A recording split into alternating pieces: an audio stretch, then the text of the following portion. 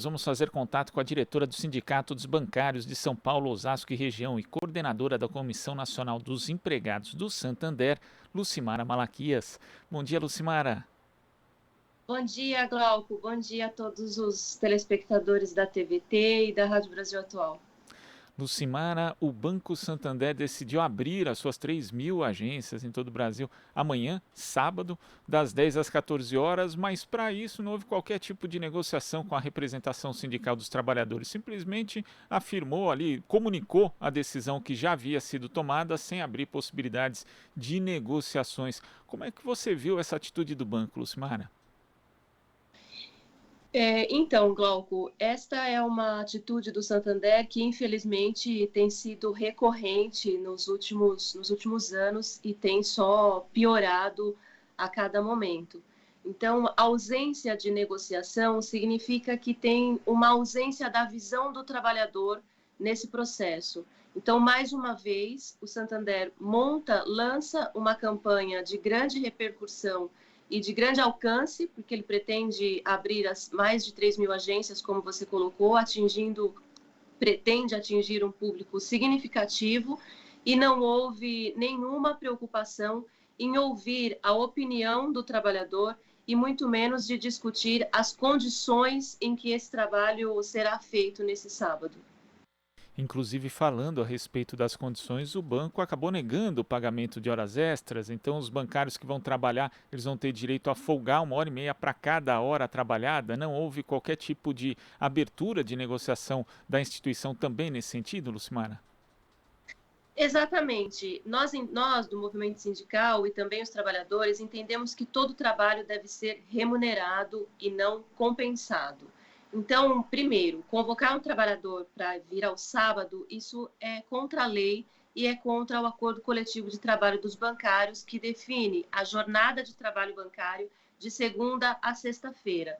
Então, quando ele faz essa convocação extraordinária, que já é péssima, em plena pandemia e ainda agravado por um surto de gripe da influenza, com os índices de contaminação crescendo exponencialmente no país, com os hospitais lotados, com a falta de insumos, enfim, esse trabalhador bancário, ele já está sobrecarregado de segunda a sexta-feira, ele já está expondo a sua família e as pessoas com as quais ele convive diariamente. E aí o banco vem num domingo à noite, durante um programa de TV, e o avisa que ele vai trabalhar também ao sábado, e ainda por cima, só para agravar algo que já está péssimo, ele ainda diz que não vai pagar hora extra para esses trabalhadores.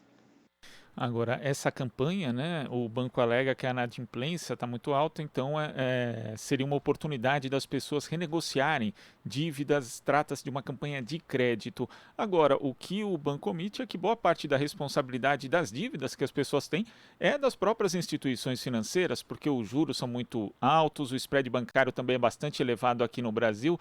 Isso acaba sendo uma tentativa do Santander dirimir a própria responsabilidade nesse quadro de inadimplência, Lucimara?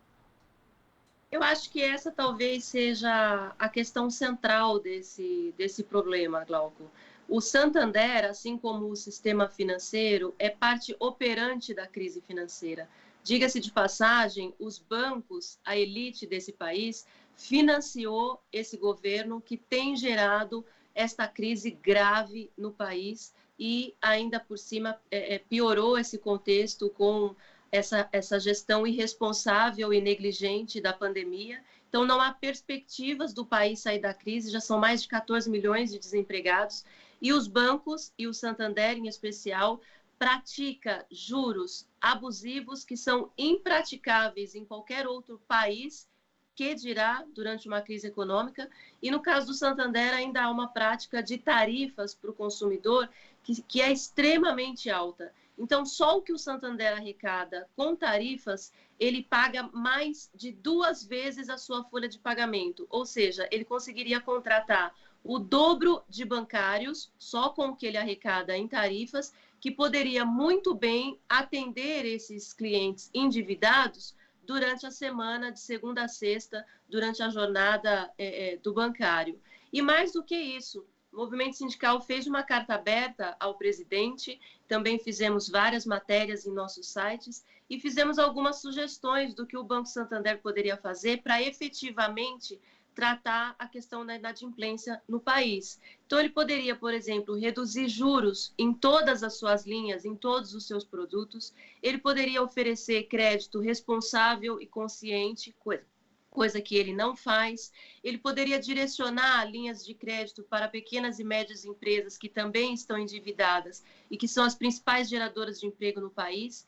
Ele poderia contratar mais trabalhadores bancários para atender essa demanda. Ele poderia suspender o processo de terceirização que ele tem intensificado entre 2020 e 2020, entre 2021 e 2022, que a terceirização ela retira direitos, ela reduz salário, ela reduz a massa salarial do país. Então, o banco, para que ele nos convença desse marketing repentino de que ele está preocupado com as pessoas, ele precisa demonstrar realmente uma preocupação com os seus trabalhadores, e dar uma contrapartida social de forma permanente para o país, onde ele tira a maior parte do seu lucro no mundo.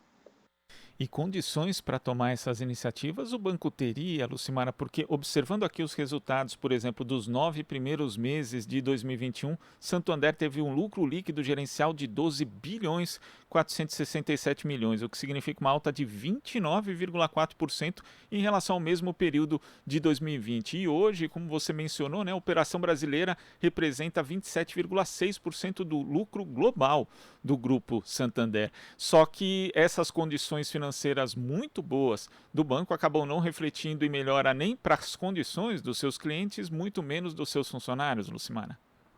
Exatamente. Para o cliente, significa dizer que ele está pagando tarifas e juros altíssimas para se auto-atender, porque cada vez mais o banco empurra esse cliente para os canais digitais.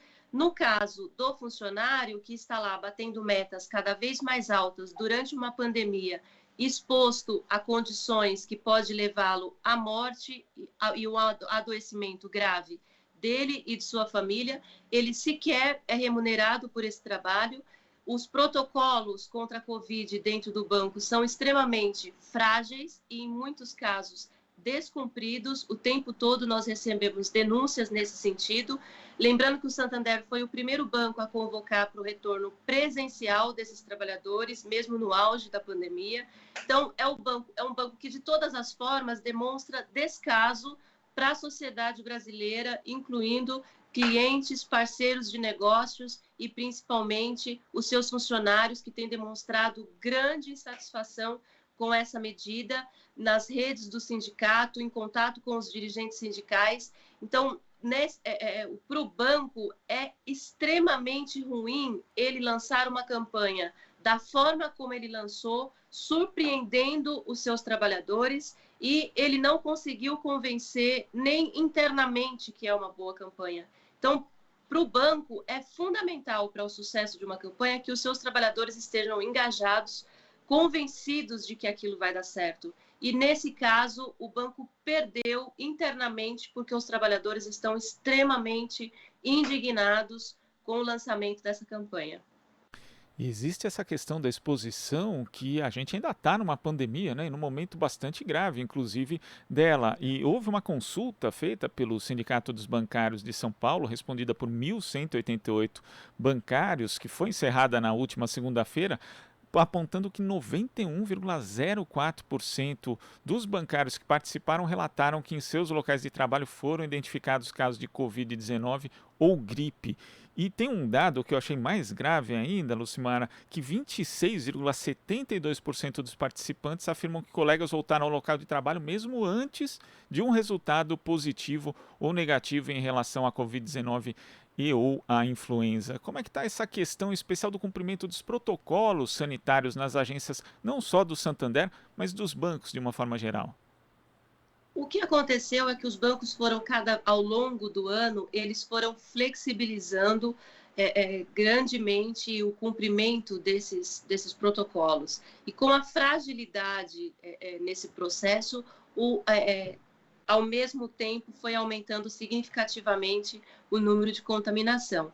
Então, o banco começou a se preocupar que o contingente estava reduzindo e ocorreu sim, e ainda ocorre, de muitos gestores em muitos bancos convocarem os trabalhadores para retornar antes de que haja a confirmação de um teste de Covid. Então, é sim isso que está ocorrendo. Em várias agências pode ser um foco de transmissão do vírus, aumentando o risco para os clientes e para a população, que é o que a gente chama de uma irresponsabilidade absurda, é um descaso com a vida humana. O banco tem total estrutura, total condição logística, financeira, sistêmica e, mais do que isso, tem uma responsabilidade social gigante que ele deveria cumprir, com um lucro enorme, e ajudar na conscientização da população em relação ao vírus e não agir de forma totalmente irresponsável.